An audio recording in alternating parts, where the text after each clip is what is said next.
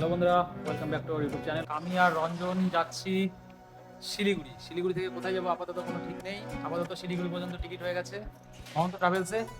ওই যে Ranjan bag tag নিয়ে রেডি। দেখা যাক সামনে আমাদের সঙ্গে কি কি ওয়েট করছে। আমি আর রঞ্জন বাসের জন্য অপেক্ষায় করছিলাম। এর মধ্যেই মহন্ত ট্রাভেলস এসে হাজির। আমরাও তড়িঘড়ি উঠে পড়লাম বাসে।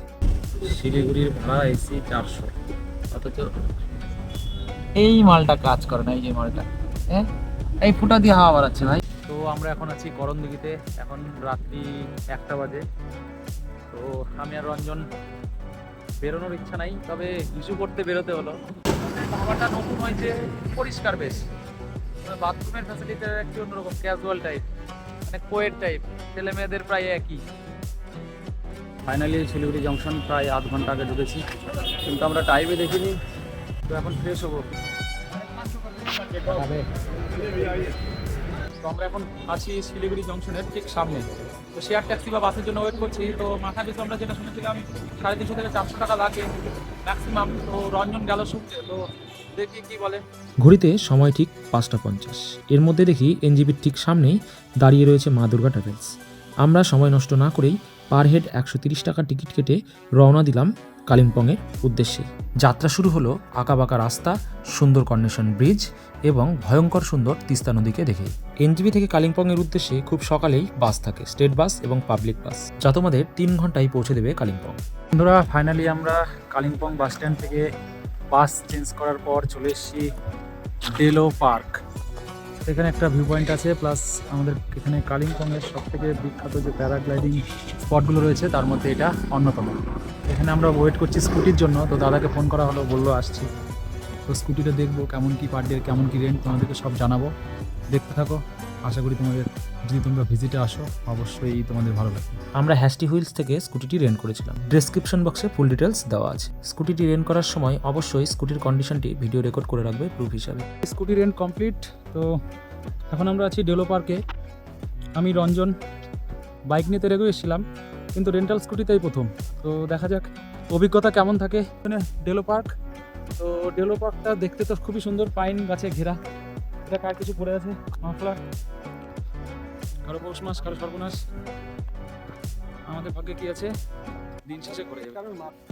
তো ভাই, তোমাদের জন্য ভিউজ। খালি একটা পলিথিন নিয়ে আসো, চারদিকে 4টা কোনায় দড়ি বেঁধে প্যারাগ্লাইডিং নিজে তৈরি করো, ইতিহাস রচনা করো, ইতিহাস। পাহাড় এই জন্যই মানুষ ভালোবাসে। জাস্ট দেখো ভিউ। লেলো মেরা মত লেলো। কা বাবুয়া, স্টাইল মার রো কা। ছোট্ট সাজেশন, যদি তোমরা দুজন আসো ঘুরতে, তবে আমার মনে হয় বাইক বা স্কুটি রেন্ট করাই ভালো, কারণ ট্যাক্সিতে প্রচুর খরচ এখানে।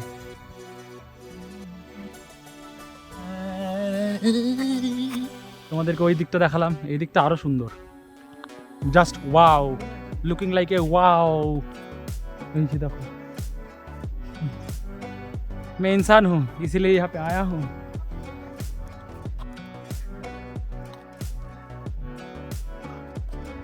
হাঁপাচ্ছি কেন, ওটা দোষ হয়ে গেছে।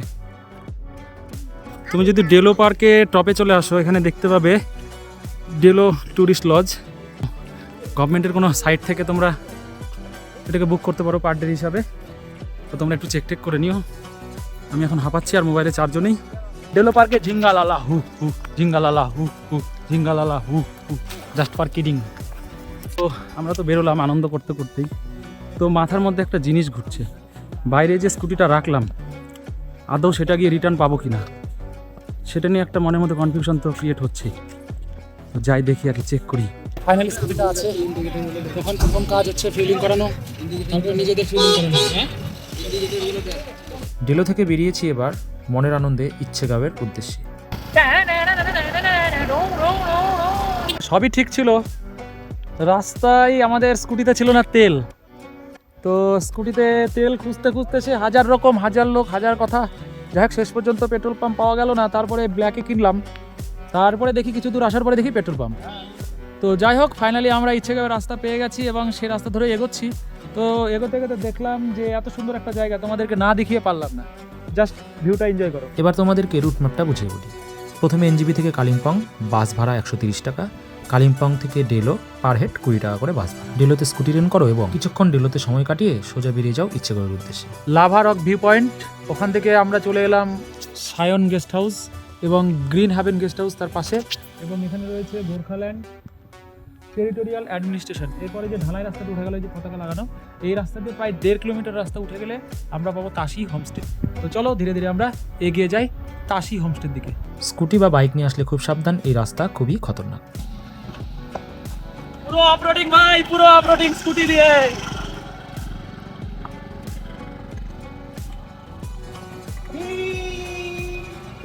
তো আমরা যে রাস্তাতে যাচ্ছি টপে, তো রাস্তাটা দেখলে মানে বিশ্বাস হবে না।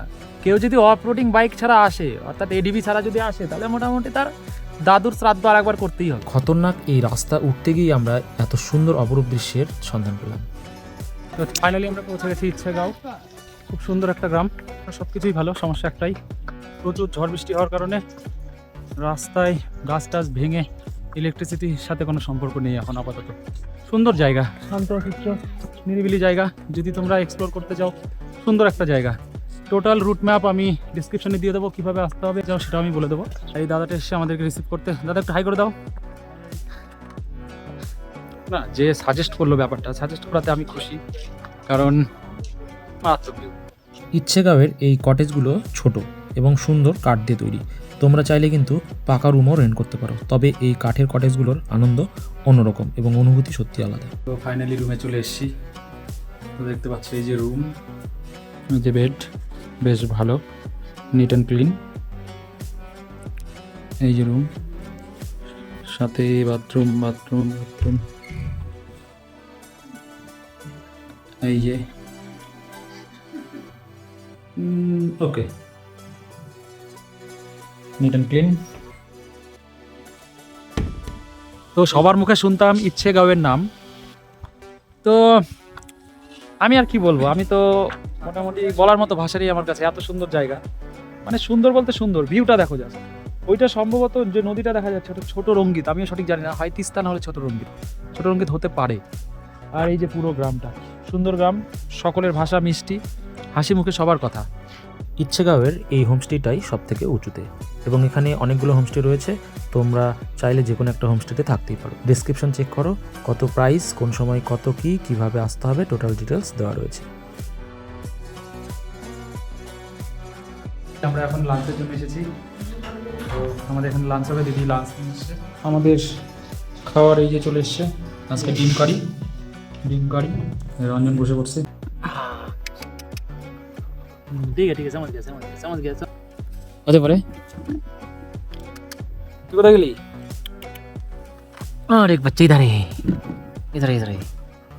তো ফাইনালি লাইন আসলো, প্রায় এদের হিসাবে প্রায় 72 ঘন্টা পর লাইন আসলো এখানে। তো আমরা হয়তো, আমাদের ভাগ্য হয়তো ভালো, স্ন্যাক্সও দিয়ে গেল আর এদিকে লাইন হইলো। চা আর কি ছিল? চা ছিল আর পেঁয়াজি ছিল। চা ছিল আর পেঁয়াজি ছিল স্ন্যাক্স। এখন ওরা আসছিল যে রাত্রে কি খাবো, তো চিকেনের কথাই বললাম। এবং এর ইচ্ছেগাঁও থেকে সরাসরি ফগি ওয়েদার আছে, আর সাথেই তো বাইরে প্রচুর ঠান্ডা। তো আমরা বললাম যে হচ্ছে আমাদের ডিনারটা রুমে দিয়ে যেতে। এখন রুমে ডিনারটা দিয়ে গেছে। এই যে রঞ্জন, এখানে আছে হচ্ছে ডাল, ঘন ঘাটতে হবে একটু, ভিতরে আছে ভালো। আচ্ছা, পেঁয়াজ, স্যালাড, আর হচ্ছে এখানে আলু ভাজা। যথেষ্ট, আলু ভাজা খেলে পেট ভরে যাবে। রান্নাবাড়ি বাড়ির মতোই। এই চিকেন দুজনের জন্য এনাফ। আর রাইস, এই যে রাইস একটু বেশি মনে হচ্ছে, তো খাওয়ার পরে বলছিলাম একটু কম দিতে।